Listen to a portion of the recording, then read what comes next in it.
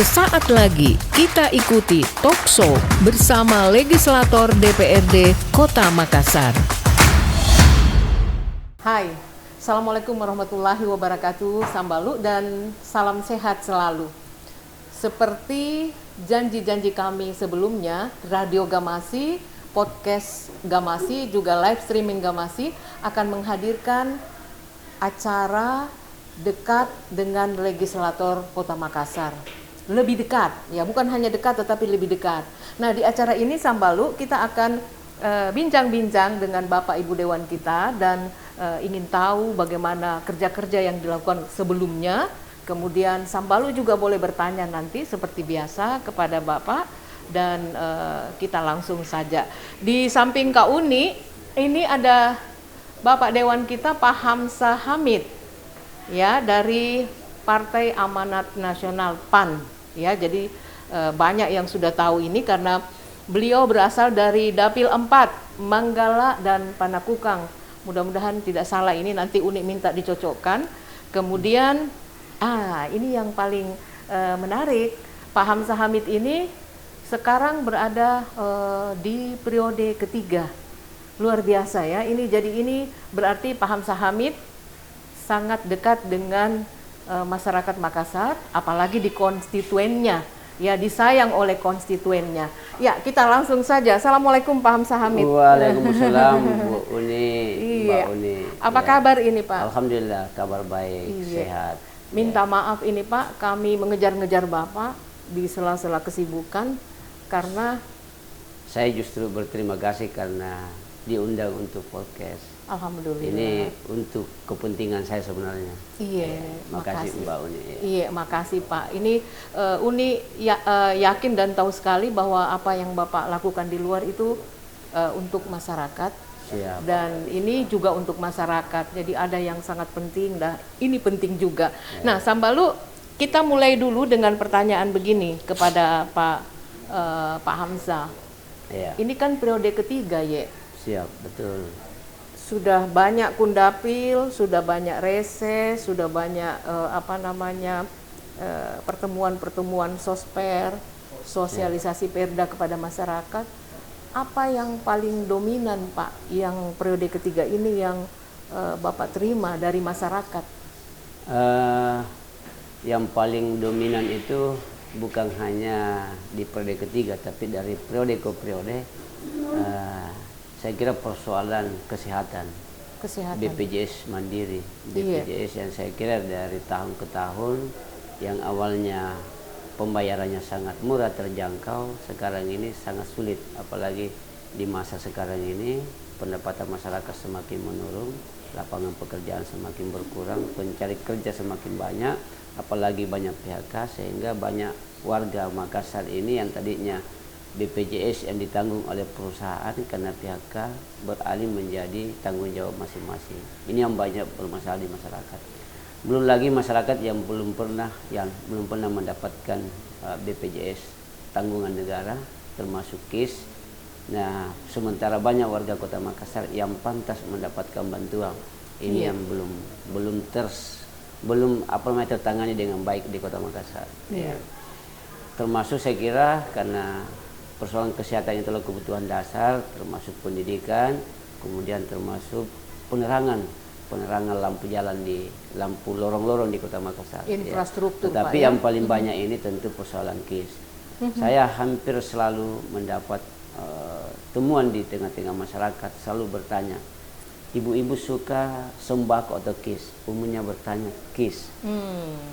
Itu artinya persoalan KIS ini memang jadi kebutuhan karena tidak ada yang bisa mengelak yang namanya penyakit ketika itu memang datang dari Tuhan. Baik, jadi masyarakat dominan meminta untuk dipenuhi kebutuhan kesehatannya Pak ya, seperti itu. Jaminan kesehatan. Baik. Nah, Tabe Pak, selama 3 periode ini memang kita dapilnya berubah-ubah atau masih di situ terus? Tidak berubah, tetap di Manggala Panakukang. Manggala Panakukang. Memang Bapak tinggal seputaran dapil ini Pak? Saya di awal maju DPRD Kota Makassar itu saya tinggal di Sumber Minasa. Oh. Sampai periode kedua di Sumber Minasa. Nanti periode ketiga baru ke Makassar tinggal. Iya. Nah, ya. Tinggal di dapil salah Dapil tinggal di Borong Raya Baru 1. Oh iya, Panakukang. Batuaraya, Batuara. Manggala. Oh Manggala ya, Manggala. jadi sudah wilayah dapil Bapak. Iya. Wah, jauh juga Pak ya, di Sumbi Minasa itu Kabupaten Goa. Goa. Kemudian Bapak punya wilayah itu di Manggala dengan Panakukang. Iya. Nah, warga di sana tentu akrab sekali dengan Bapak. Ya, alhamdulillah saya dekat dengan masyarakat Manggala, khususnya para pekerja sampah pemulung. Iya. Ya, pekerja sampah di Kota Makassar. Baik, Ya, baik. ya. Uni dengar-dengar juga dari catatan dan buka-buka referensi, Ya. Bapak ini adalah Ketua Asosiasi Pemulung Sampah Makassar. Ya. Wow, bagaimana bisa Pak? Ini jadi ketua pemulung Ya, di jadi tengah-tengah kehidupan sekarang. Di awal menjadi ketua pemulung itu di tahun 2014. Iya. 2004. Iya. 2004. Pada saat itu para pekerja sampah di Kota Makassar merasa tidak mendapatkan perlakuan yang adil dari pemerintah Kota Makassar. Iya. Dengan gaji pada saat itu udah Rp200.000 per bulan, saya kira tidak manusiawi. Sementara beban kerja pekerja sampah ini kalau tidak bekerja maksimal tentu kan dampaknya kepada Makassar. Yang saya kira Makassar harus bersih, harus sehat, dan saya kira harus nyaman untuk semua. Iya. Nah, saya menganggap pekerja sampah ini adalah ujung tombak dalam rangka mewujudkan Makassar yang bersih, yang Iya. sehat. Baik. Sehingga saya membackup, saya mendampingi para pekerja sampah untuk memperjuangkan kesejahteraan mereka. Iya. Alhamdulillah pada saat itu Pak Ilham sebagai wali kota merespon bagus, sehingga pada saat itu langkah awal dinaikkan gajinya menjadi Rp500.000. Wow, Ya, ini 2004 berarti 19 tahun lalu. Iya. Wow, ini asosiasi pemulung berarti di situ ada petugas sampah yang Iya, Bapak iya. perjuangkan, Iya. kemudian para payabo. Iya. Itu Bapak melakukan kumpul-kumpul, pendekatan atau bagaimana Pak silaturahmi dengan mereka? Iya, kadang-kadang kumpul, ngopi, ya harus ada di tengah-tengah beliau. Iya, di iya, saat iya. suka maupun duka. Iya. Yaitu kami harus selalu hadir. Baik. Iya. Di mana itu biasa kumpul-kumpulnya Pak? Sekali-sekali ada di warung kopi, tapi warung kopinya yang biasa-biasa di Iya. rumah-rumah, Baik, ya, di baik. panggung-panggung, ya, ngumpulnya di situ. Banyak Pak mereka datang? Ya, kadang-kadang Mbak, ya tergantung kondisi juga. Ya, Baik. alhamdulillah. Ya. Baik. Iya. Ini unik ya Sambalu, asosiasi pemulung sampah. Demikian ya Sambalu, ini kita baru tahu bagaimana Bapak Hamzah Hamid begitu dekatnya dengan para pemulung, ya, para payabo di Makassar, kemudian melakukan silaturahmi, kumpul-kumpul, dan ini bukan jangka waktu singkat, sejak 2004, berarti kurang lebih 19 tahun yang lalu sampai dengan sekarang. Iya. Tabe Pak, ini wilayah yang Bapak tempati ini, Manggala, Panakukang, Dapil 4 ini, di mana paling banyak komunitas pemulung sampah? Jadi yang paling banyak itu pertama tentu di sekitar TPA sana. Ada namanya Kampung Kajang. Kampung Kajang, kemudian ada Kampung Bugis. Iya. Ada Boron Jambu. Kemudian ada Kompleks Angkatan Laut. Oh. Nah, kemudian bergeser lagi ada Sakura, samping kuburan. Samping kuburan. Terus bergerak lagi di sekitar rumah saya di Borong. Iya, iya, Nah, iya. itu ya 70% di situ ya latar belakang pekerja sampah. Baik, Itu di sekitar rumah situ saya. ya. Jadi saya tinggal di seputar mereka semua. Iya. Ya, Kalau alhamdulillah. Ibu Pak Tabe ini, Uni tanya-tanya pribadi sedikit enggak Iya, apa-apa ya. iya. Kalau Ibu, anak-anak, keluarga besar Bapak tentu juga mensupport. Ini mereka juga ikut bergaul dengan para komunitas Ya. sampah ini atau bagaimana Pak? Kebetulan saja anak-anak saya ini kan ya sekali-sekali mungkin kalau ada acara keluarga. Ya, karena anak-anak saya arahkan untuk bagaimana jauh lebih bagus pendidikannya daripada saya. Baik, Ya, Pak. jadi Jadi, saya arahkan tetapi di dalam sosialisasi dan pendekatan dengan warga juga ikut mensupport Pak, mendukung. Oh ya, saya kira kalau ibu anak tidak mensupport, saya kira kunci kesuksesan seorang suami itu kan ya istri ya, jadi luar biasa. Jadi mesti semuanya kompak bersama. Kadang-kadang Pak berbeda frekuensi Pak. Jadi satu jalurnya politik, yang satu tidak mau dekat politik, dia lebih ke pertanian begitu Pak. Tetapi ini Bapak satu frekuensi semua dengan keluarga. Iya, itu yang kita dapatkan informasinya. Kemudian ada yang ingin kita tanya juga kepada Bapak Hamzah Hamid. Beliau ini dulu adalah ASN ya Sambalu, kurang lebih 15 tahun. Itu catatan yang unik buka dari perjalanan karirnya Pak Hamzah Hamid. Nah, selama 15 tahun jadi ASN, kenapa tiba-tiba Bapak beralih dan pindah menjadi seorang politisi begitu? Oh ya, bagi saya hidup ini adalah pengabdian. Iya. Saya sudah cukup mengabdi menjadi ASN. Saya kira bukan saya tidak bersyukur karena menjadi ASN. Ya saya justru karena bersyukurnya itu saya mau bagaimana supaya saya mendapat kesempatan yang lebih besar untuk untuk mengabdi lebih luas dari tengah-tengah masyarakat.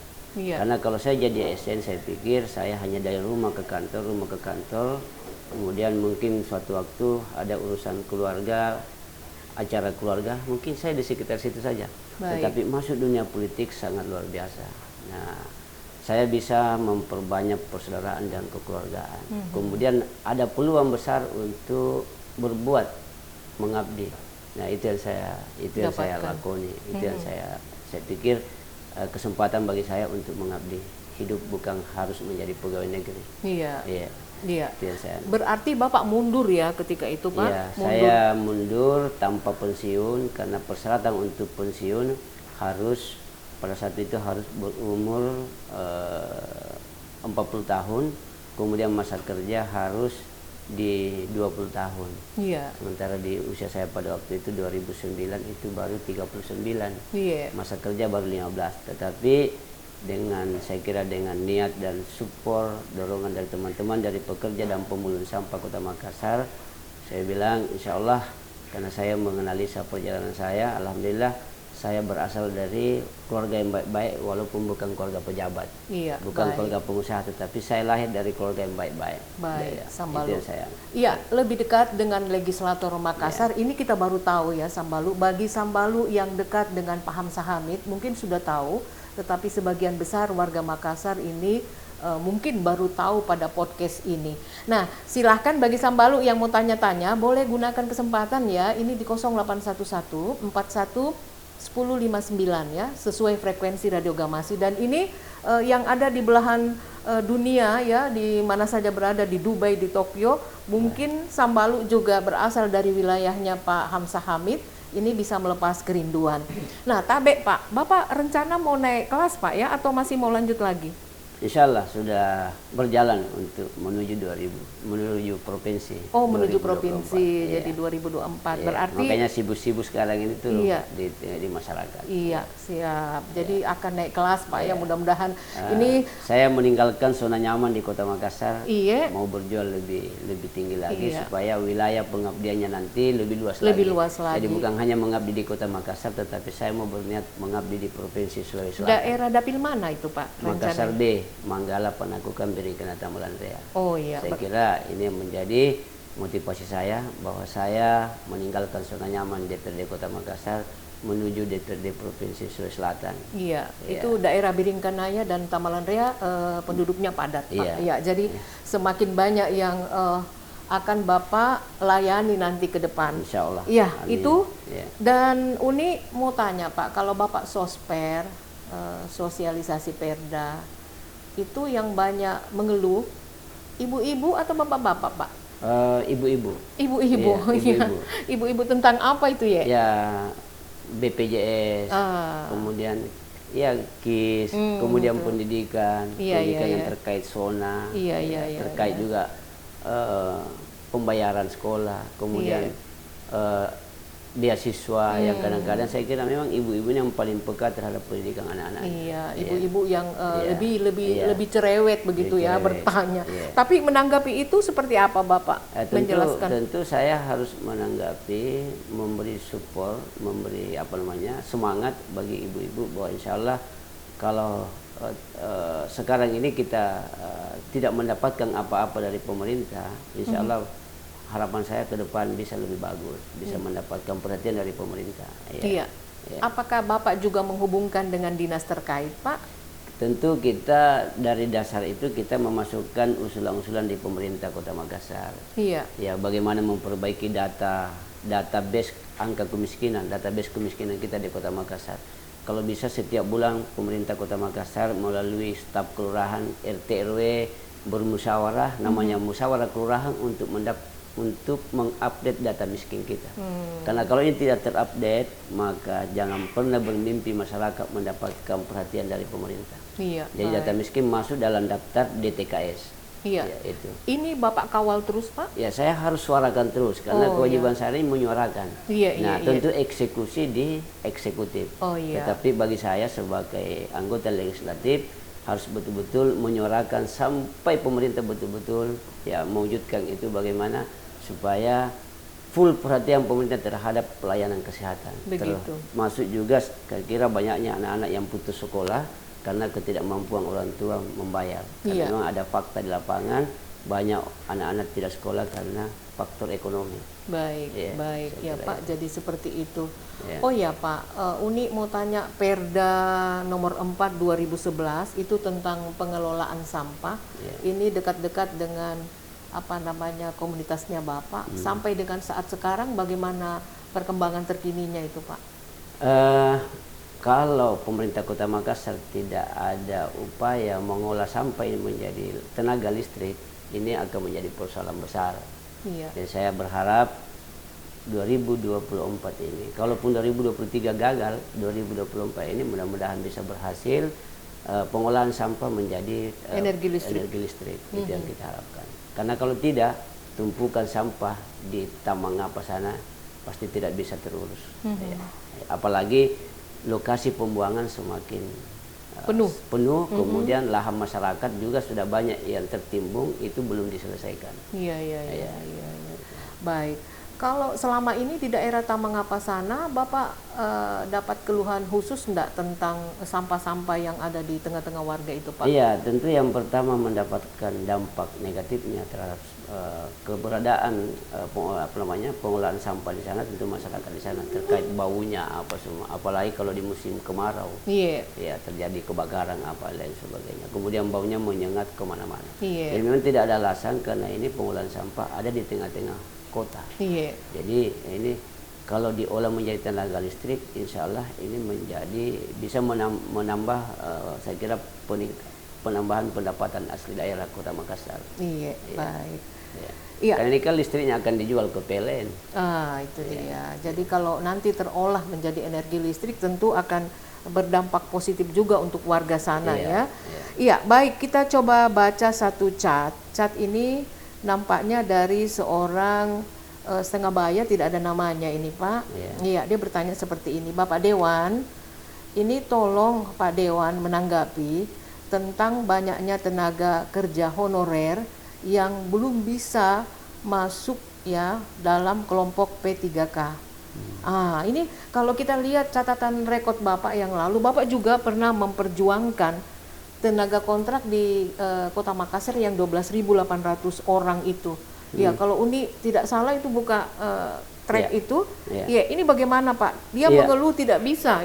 Jadi saya kira pemerintah kalau mau membandingkan, ini kan masuk P3K kan harus diuji ya kemampuannya.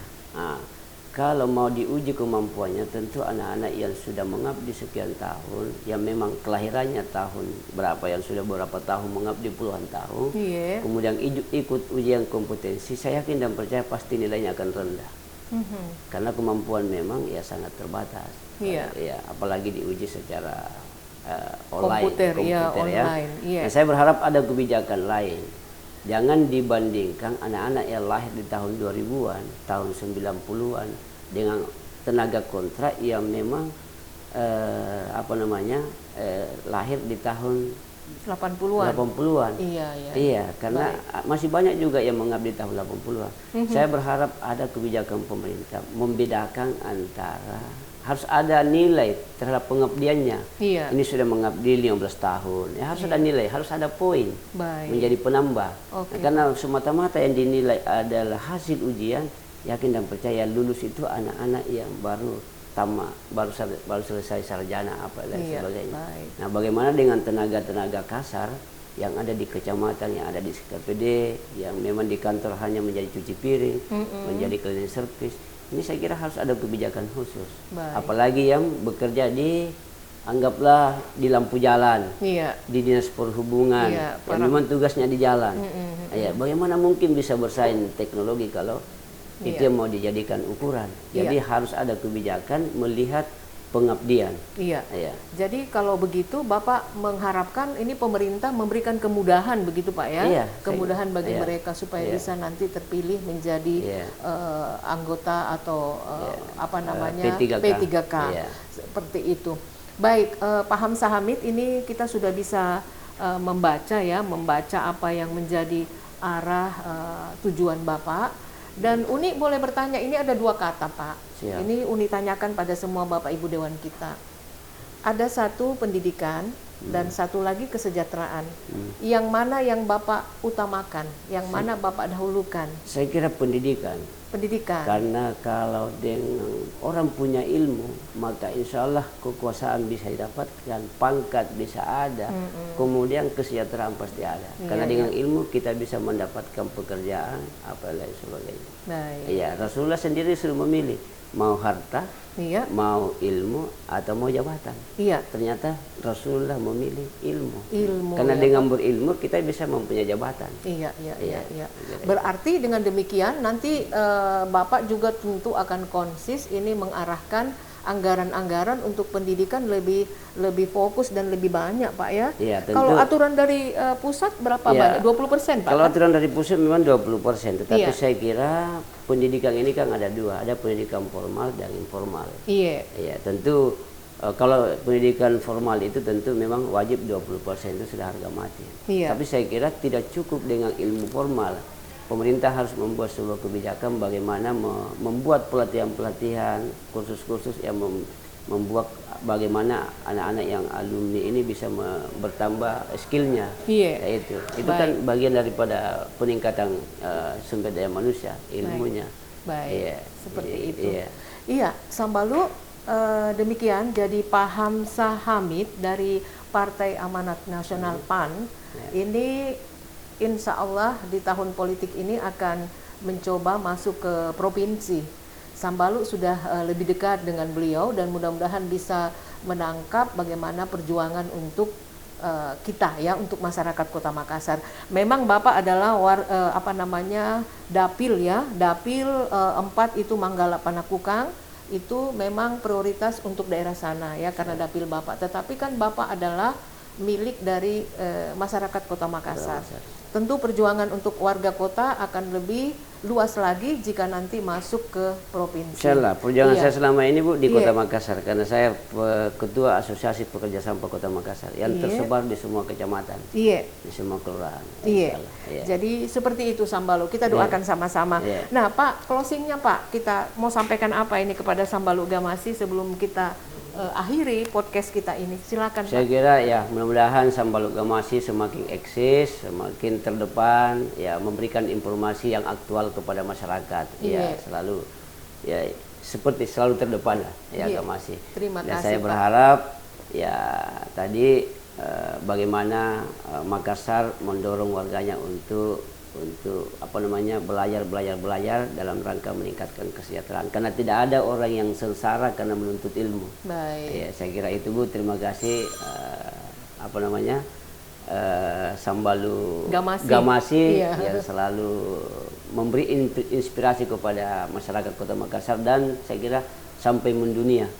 Terima kasih banyak Pak Dewan, Pak Hamzah Hamid. Demikian Sambalu, kita sudah lebih dekat dengan legislator Makassar Pak Hamzah Hamid. Nantikan lagi podcast kami dengan Bapak Ibu Dewan kita yang lainnya. Dan kami akhiri Sambalu. Assalamualaikum warahmatullahi wabarakatuh. Waalaikumsalam warahmatullahi wabarakatuh. Mari Kidi. Mari Ki. Acara ini dipersembahkan oleh Sekretariat DPRD Kota Makassar.